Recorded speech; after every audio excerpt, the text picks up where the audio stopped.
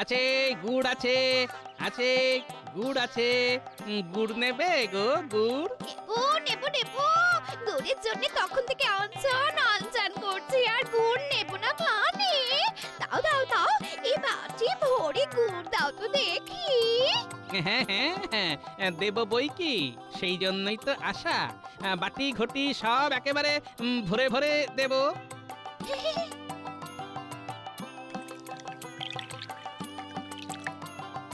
যাক বাবা, এবারে শান্তি হলো। মন্ত্রী মশাই যাই বলুক, ভালো করে বানাতে হবে, না হলে বদনাম হলে তো আমারই হবে। কি বলো ভাই? নিশ্চয়ই নিশ্চয়ই, তবে এই গুড়ের গুণ তো খেলেই বোঝা যাবে। গুড় লাগবে গুড়, ভালো গুড় আছে?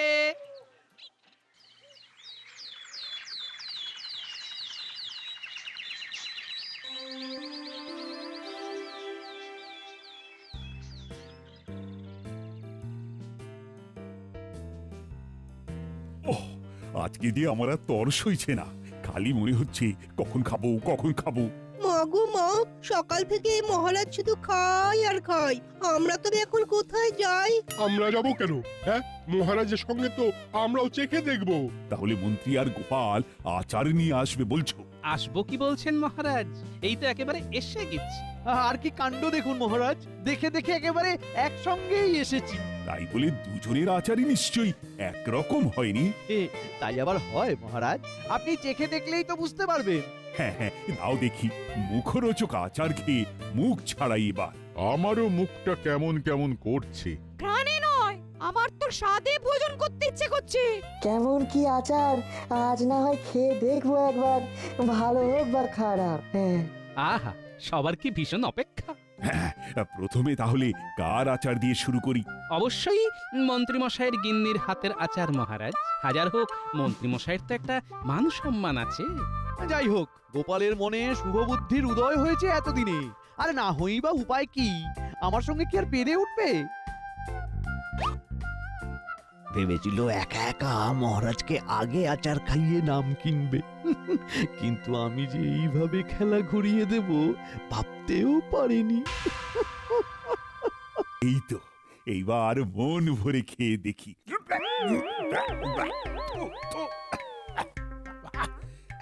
এটা কি চিটে গুড়ের গন্ধ! ছি ছি ছি ছি, এটা খাওয়া যায় নাকি? তার মানে তার মানে কি বলছেন কি মহারাজ? চিটে গুড় আবার কোথা থেকে এলো? কোথা থেকে এলো, কিভাবে এলো সেটা না ভেবে বরং কোথায় এলো সেটা চেখে দেখুন। আচার তো একেবারে চ্যাটচ্যাট করছে। এত যত্ন করে শেষে কিনা তেল চিটে আচার, এই দিয়েই মহারাজের স্বাদ বদল হবে? না না, স্বাদ বদল করার জন্য এবার গোপালের আনা আচার খেতেই হবে। কই দাও দেখি গোপাল, কেমন কি এনেছো দেখি।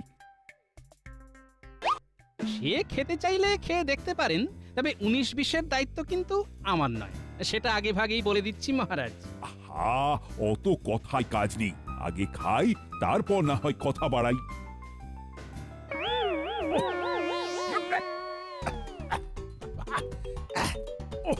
ওরে বাপ রে বাপ, চিটে গুড়ের পরে এবার ঝালের গুঁতো যে, এটা আবার এরকম হলো কি করে? এতেও যে মন্ত্রীমশাইয়েরই হাত আছে মহারাজ। তার মানে আচারে ঝাল যাতে পর্যাপ্ত পরিমাণে হয় তার জন্য উনি দায়িত্ব নিয়ে নিজের বিশ্বস্ত লোক পাঠিয়ে গিন্নির বানানো আচারে ঝাল বাড়িয়েছেন। কি সব যাতা বলছো গোপাল? আমি কেন এরকম করতে যাব? তাহলে বটা ঘটাকে ডেকে আনি, দুধ আর পানি ওরাই না হয় আলাদা করে দিক। তাছাড়াও বাচ্চাদের ঝাল খাইয়ে বেতাল করে দেওয়ার দায়টাও তো আপনার উপরই বর্তায়। এই না মানে ওদের আবার ডাকাডাকি করার কি দরকার? মানে আমি তো এমনি এমনি মানে মানে একদম। থাক থাক, আর মানে মানে করে শাক দিয়ে মাছ ঢাকতে হবে না। ছি ছি মন্ত্রী, তুমি নিজের নাক তো কেটেইছ, তার উপর আবার পরের যাত্রা ভঙ্গ করার চেষ্টা করেছো। এর শাস্তি কিন্তু তোমাকে পেতেই হবে। আপনি শাস্তি দিলে আমরাও একটু স্বস্তি পাবো মহারাজ। শোনো মন্ত্রী, মুর্শিদাবাদের নবাবী আচার নিয়ে এসে তোমাকে রাজা থেকে প্রজা সবাইকে খাওয়াতে হবে। ওর বাবা, এই সে যে বিস্তর হ্যাপা, আর খরচাও প্রচুর। মহারাজ, না না না না না, এবারের মতো মাফ করে দিন মহারাজ, এবারের মতো মাফ করে দিন। দাঁড়াও, এখনো পুরোটা বললাম কোথায়? এখানেই তো শেষ নয়। এরপরে আরো গোপালের বানানো আচার তুমি নষ্ট করেছো, তাই আবার সেই আচার বানানো হলে সেটা নিয়ে গ্রামে গ্রামে প্রচার করতে হবে তোমাকে, তবে তোমার অপরাধ কিছুটা হলেও কমবে। আর গিন্নিরও প্রাণ জুড়বে। এ আবার কি ফাপড়ে ফেললেন মহারাজ? আমি নাক কান বলছি মহারাজ, এমন কাজ আর জীবনে করবো না। পরের কথা পরে হবে, এখন যেটা বললাম সেটা করো, না হলে গারদে ভরে পালা করে করে একবার ওই চিটে আচার আর একবার ওই ঝাল আচার তোমার মুখে পোড়াবো। তবেই উচিত শিক্ষা হবে।